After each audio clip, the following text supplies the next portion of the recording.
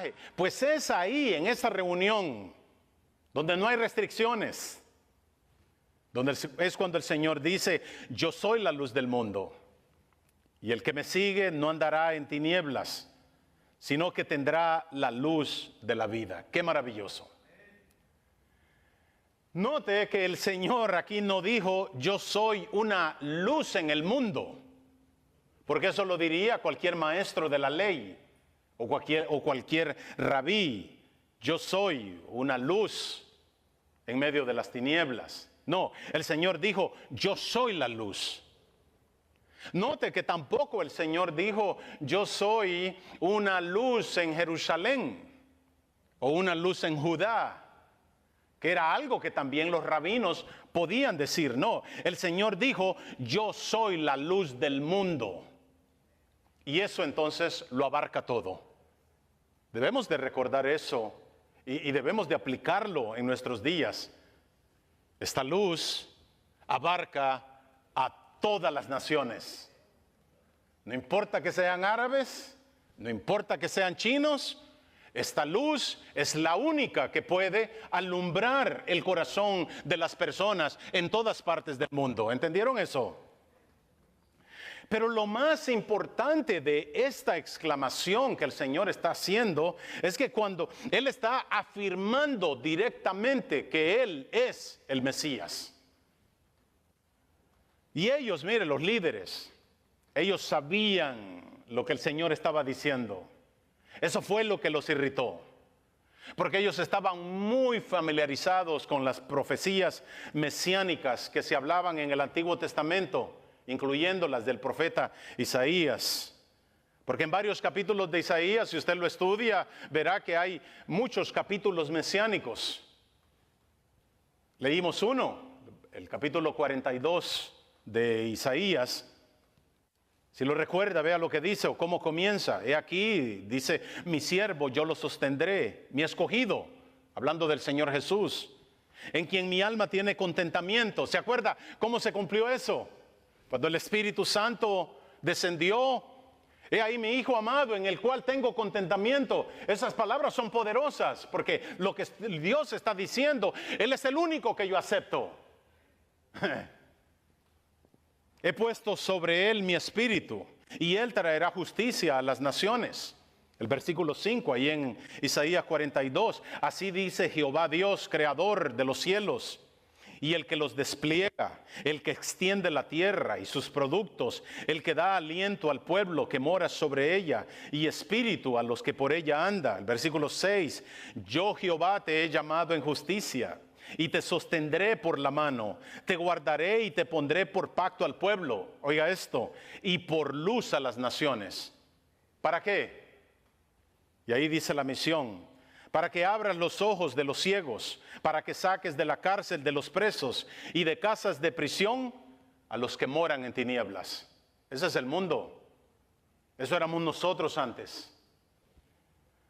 También mire que Isaías 49 dice algo similar, comenzando en el versículo 5. Ahora pues, dice Jehová, el que me formó desde el vientre para ser su siervo, para hacer volver a él a Jacob y para congregarle a Israel, porque estimado seré en los ojos de Jehová, y el Dios mío será mi fuerza. Poco es para mí que tú seas mi siervo, solo para levantar las tribus de Jacob y para que restaures el remanente de Israel. También te di por luz de las naciones, para que seas mi salvación hasta lo postrero de la tierra. Esa profecía es muy importante, porque lo que Dios está diciendo aquí es de que el Mesías no solamente era para los judíos, sino que venía a ser luz para las naciones. Así que cuando Jesús, en este momento o en ese momento, está diciendo que Él es la luz del mundo, está afirmando ser el Mesías profetizado, cosa que jamás habían ellos escuchado. Y si recordamos, si nos vamos al principio del Evangelio de Juan, es así como Él comienza su Evangelio. Él comienza haciendo referencia de que Jesús de que en Jesús estaba la vida. Y él dice, y la vida era la luz de los hombres. En ese capítulo 1 de Juan, el versículo 5, él dice, la luz en las tinieblas resplandece, y las tinieblas no prevalecieron contra ella. El apóstol entonces identifica al Señor Jesús como el Mesías venidero y como la luz de la vida. Algo que debemos nosotros recordar es de que no por el hecho de que el Señor haya sido rechazado por todas estas personas, no quiere decir que su mensaje o su ministerio no tuvo efecto. Algo más importante todavía es de que no porque usted en este lugar vea pocas personas o porque pocos se salven, no quiere decir que el evangelio no haga efecto. El evangelio sigue haciendo efecto, sea que las personas se salven o no se salven. Pero ese es el efecto que sigue haciendo. Es el evangelio lo que viene ya sea a salvar a la persona o a condenarla. Pero el evangelio del Señor, el ministerio del Señor sigue haciendo ese impacto que Él hizo desde un principio. Ahora, la luz obviamente es una magnífica metáfora, es una magnífica ilustración para ilustrar quién Dios es o quién es el Señor Jesús. Porque la luz podemos decir que es el poder activo que disipa las tinieblas, las desaparece. Y Jesucristo, nosotros podemos decir que Él es la luz que disipa las tinieblas de la falsedad. O podemos decir que Jesucristo es la luz que disipa las mismas tinieblas de la muerte. Él fue el que la vino a vencer. Porque cuando el Señor Jesús da el título del gran yo soy, está afirmando de que Él es el Dios dador de la misma vida. Mis hermanos, ese es el Señor Jesucristo que nosotros servimos. Ese es el mismo Dios. A mí me encanta que David en el capítulo 27, el versículo 1, él dice, el Señor es mi luz y mi salvación. Me encanta también de que primero de Juan, el capítulo 1, el versículo 5, dice que Dios es luz y en Él no hay tiniebla alguna. Podemos estar seguros. Pero mire qué triste. Para estos líderes fue una blasfemia que el Señor dijera lo que dijo, de que Él era la luz del mundo. Y nosotros los entendiéramos, ¿verdad? Lo hemos dicho en otras ocasiones. Los entendiéramos si el Señor no hubiese probado con hechos quien Él dijo ser. Él lo probó, vea cómo allá en el capítulo 10 de Juan, Él se los dijo. No sé si logra ver el ruego de parte del Señor en estos versículos. Ahí en Juan 10 dice, si no hago las obras de mi Padre, no me crean. Está bien, no me crean. Dice él, mas si las hago, aunque no me creáis a mí, creed a las obras, para que conozcáis y creáis que mi Padre está en mí. Ese era un ruego. Les está queriendo abrir los ojos. Está queriendo que ellos entiendan. Pero vamos a ver por qué fue que el Señor Jesús, en este preciso momento, Él tiene que decir, o por qué usa este momento para hacer esta tremenda declaración. Y podemos ver que es por la misma manera cuando Él se ofreció como el agua de vida. Lo estaba haciendo en una ceremonia muy conmemorada o muy significativa. Y hace lo mismo ahora podríamos decir esto, para poder captar ese asombroso momento. Él sabe lo que está haciendo. Porque mire, él podría simplemente haber dicho, yo soy la luz. Y todos lo hubieran entendido lo que él quería decir. Porque nosotros entendemos, ¿verdad?, que el mundo se relaciona con las tinieblas cuando Dios no está presente. ¿Por qué? Porque nosotros mismos también podemos, nosotros mismos con nuestra actitud venimos a definir lo que dice Efesios allá en el capítulo 5, en el versículo 11, porque Efesio o Pablo dice que nosotros participamos en las obras infructuosas de la carne. ¿Por qué era esto? Porque el mundo está en tinieblas. O en Efesios 4, la palabra del Señor nos dice que es porque su entendimiento ha sido entenebrecido y están ajenos a la verdad de Dios por la ignorancia que en ellos hay y por la dureza de su corazón. Eso es lo que pasa cuando Cristo no ha llegado a un corazón. Pero mira qué maravilloso, que es el hecho de ahora nosotros haber sido liberados de las tinieblas, es lo que ahora nos da el conocimiento teológico de que hay tinieblas. De otra manera, el mismo hecho de estar en las tinieblas nos ciega nuestros ojos para no verlas como tinieblas. Porque la misma palabra nos dice, Eclesiastés, mire que Eclesiastés nos dice de que el necio camina en tinieblas. Esto es una persona que no conoce a Dios. Y Isaías también nos dice de que el hombre sin Dios cambia la luz por las tinieblas. Por eso es que él dice de que a lo malo le llaman bueno. A las tinieblas le llaman luz. Así que Jesús, bueno, él pudo haber dicho esto en cualquier momento. Y pudo haber tenido algo de impacto en lo que dijo. Porque la metáfora está muy clara, pero aquí en este momento donde el Señor está hablando hay mucho más. Y el impacto fue mayor. Y lo que ocurría, mire, era de que cuando comenzaba esta celebración, que es donde está ocurriendo este mensaje, cuando comenzaba la celebración de la fiesta de los tabernáculos, dice de que colocaban un sinnúmero de lámparas por toda esa área, la que se conoce como el patio de las mujeres. Y dice de los historiadores de que esta área era alumbrada a toda su capacidad. Y lo que ocurría es de que, acuérdese de que en ese tiempo, pues obviamente no había energía eléctrica. Y los historiadores dicen de que toda aquella área quedaba alumbrada de una manera impresionante.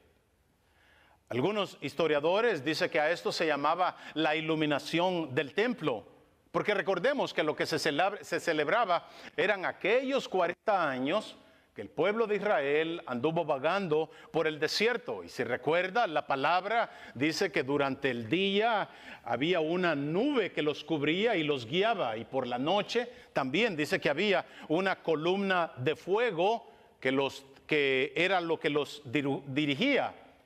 Y entonces, para conmemorar este gran suceso, o este suceso espectacular, dice de que ellos hacían toda aquella iluminación y encendían todas estas lámparas, y dice que esas lámparas las mantenían encendidas toda la noche.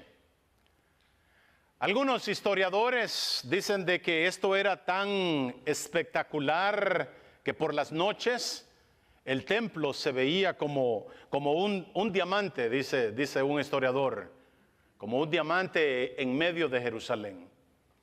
Y lo que ocurría era de que en la manera como ellos colocaban todas esas lámparas, las colocaban en entorno a las paredes del templo. Un sinnúmero de lámparas, las encendían todas. Y en la noche entonces dice que todas aquellas lámparas reflejaban una luz hacia el cielo. Algunos decían de que era ahí en ese momento cuando Jerusalén o el templo se encendía como un diamante. ¿Y qué era lo que aquello asemejaba? Era aquella columna de fuego que los dirigía en el desierto. También se dice de que citaban Isaías 42 e Isaías 49, donde el Señor dice: y seré luz a las naciones. Y es posible que esto haya ocurrido, porque cuando usted estudia la palabra, sabemos de que todo aquel simbolismo en el Antiguo Testamento apunta al Señor Jesucristo. Todo se cumple en Él. Por eso cuando el Señor llegó, Él dijo, yo no he venido a quebrantar la ley, sino a cumplirla. No necesariamente a cumplirla como nosotros la cumplimos, sino que la ley en Él se cumplía. Mire que no sabemos exactamente el momento en que el Señor Jesús haya pronunciado estas palabras. Posiblemente fue en el momento cuando se estaban encendiendo las lámparas. O posiblemente fue cuando las lámparas ya se estaban extinguiendo. Y posiblemente en ese momento el Señor Jesús dice, yo soy la luz del mundo, que nunca se apaga.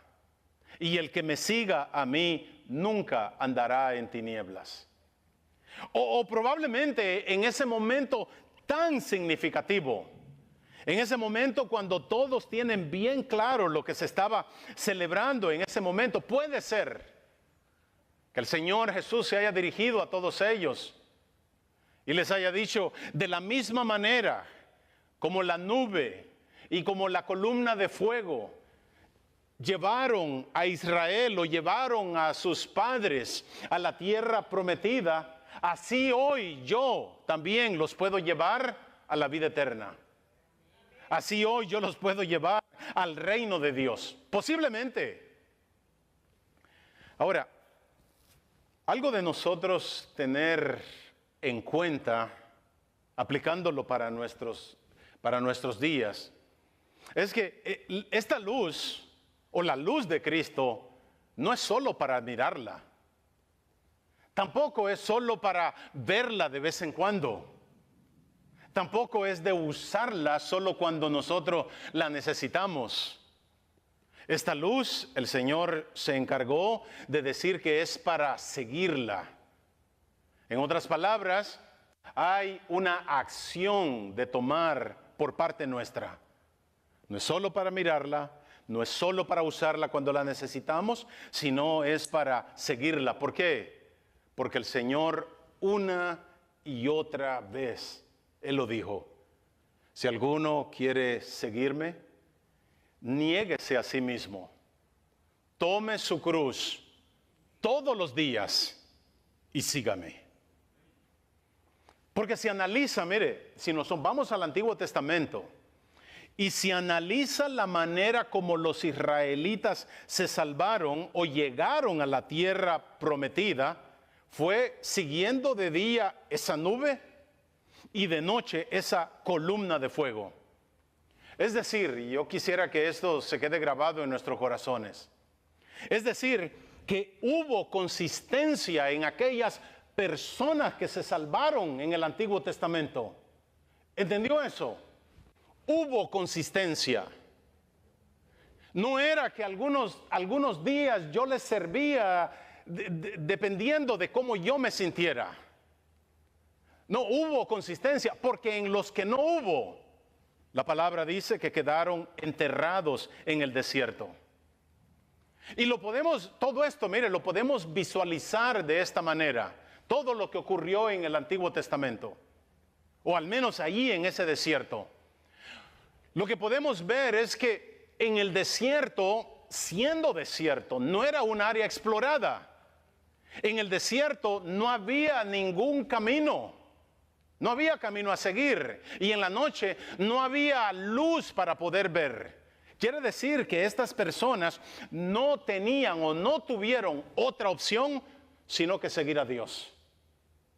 Eso era lo único que los podía salvar. El que se separara del grupo era persona muerta.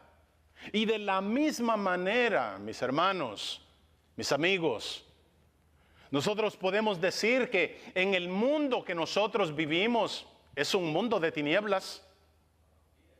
No hay dirección hacia Dios. Es un mundo confuso. Es un mundo desierto el que vivimos, un desierto oscuro, sin camino y sin luz. Podemos entonces decir que el único camino a seguir y la única luz que nos alumbra es el Señor Jesús. No hay otro camino, no hay otra opción. Ya hemos tratado tanto tiempo, ¿verdad?, vivir sin Dios. Y es solo hasta cuando llegamos a Él que nos damos cuenta lo perdido que estábamos. Amén. Solo podemos imaginarnos lo que estas personas estaban diciendo cuando el Señor Jesús hizo esta sublime declaración. Solo podemos imaginarnos los pensamientos que estaban pasando por ellos cuando oyeron de parte del Señor que Él era la luz del mundo. Porque se sigue leyendo un poco después, ahí donde comenzamos a leer, Juan nos da el detalle que cuando al Señor hablar estas palabras, dice que muchos creyeron. Es decir, que fueron impactados. Es decir, que algo ocurrió en sus corazones. Y fácilmente, ¿verdad?, nosotros podemos asimilar la maldad con la oscuridad. Y déjeme decirle algo. Normalmente la oscuridad debería de incomodarnos. Incomoda al Hijo de Dios. Eso nosotros lo entendemos. Pero lo que ocurre espiritualmente, lo que ocurre cuando Cristo llega a nuestros corazones, es que la luz del Señor toca nuestra alma. Y ahora, dentro de nuestra alma, todo se ilumina. ¿Qué quiere decir eso? Que de alguna manera entonces, solo hasta cuando Cristo llega al corazón de una persona, es cuando su entendimiento puede ser abierto y es cuando entonces él puede entender las revelaciones de Dios. De otra manera, seguirá luchando contra todo lo de Dios. Ahora, lo maravilloso de todo esto es de que solo hasta cuando Cristo llega al corazón de una persona es cuando desaparecen las tinieblas de la falsedad o las tinieblas de la mentira.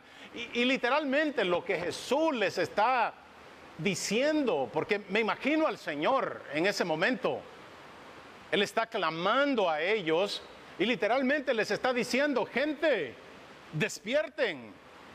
Yo conozco el camino para salir de la oscuridad. Yo conozco el camino para salir de las sombras de muerte. Yo conozco el camino para salir del dolor, para salir de la tristeza. Yo conozco el camino para salir de las ataduras del pecado. Yo conozco el camino para llegar a nuestro Padre. Esa era la desesperación del Señor. Yo conozco. Y por último, Él le está diciendo, ese camino soy yo. Ahora, pero ese camino, mis hermanos, mis amigos, ese camino hay que seguirlo. Nosotros tenemos que tomar una decisión. Ahora, tiene que salir la pregunta: ¿qué es esto de seguirlo? ¿Qué significa esto de seguir al Señor? Bueno, mire que sencillamente el término significa o implica un seguir firme. En la antigüedad se usaba de la manera como un soldado seguía a su comandante. Y de la misma manera también el Hijo de Dios sigue a Jesucristo, al único comandante, sin cuestionar sus órdenes. En la antigüedad también se utilizaba de la manera como un esclavo seguía a su amo. O también se utilizaba de la manera como un discípulo seguía cuidadosamente las enseñanzas de su maestro. El esclavo seguía al amo sin cuestionar tampoco sus órdenes. Y así también, mis hermanos, nosotros quiere decir que debemos de seguir a nuestro Señor Jesucristo. como nuestro único comandante. Tenemos que seguir al Señor Jesucristo como nuestro único amo, sabiendo que nosotros somos sus siervos. Tenemos que seguirle como sus discípulos, entendiendo que solo Él tiene las instrucciones verdaderas. O tenemos que seguirle como le sigue una oveja a su pastor. Y lo maravilloso que nos presenta Juan aquí es que nosotros podemos seguirle con toda seguridad, porque Él es la luz verdadera y en Él no hay tiniebla alguna. Amén. Antes de cerrar, yo quisiera que usted meditara dónde está su vida, dónde se encuentra en su relación con Dios. El Señor nos promete una vida llena de luz. ¿Qué quiere decir eso? Que no debe de haber confusión en nuestras vidas. Debe de haber una tremenda seguridad que a quien nosotros seguimos es a Jesucristo. Y en Él no hay tinieblas. Y ese es el mensaje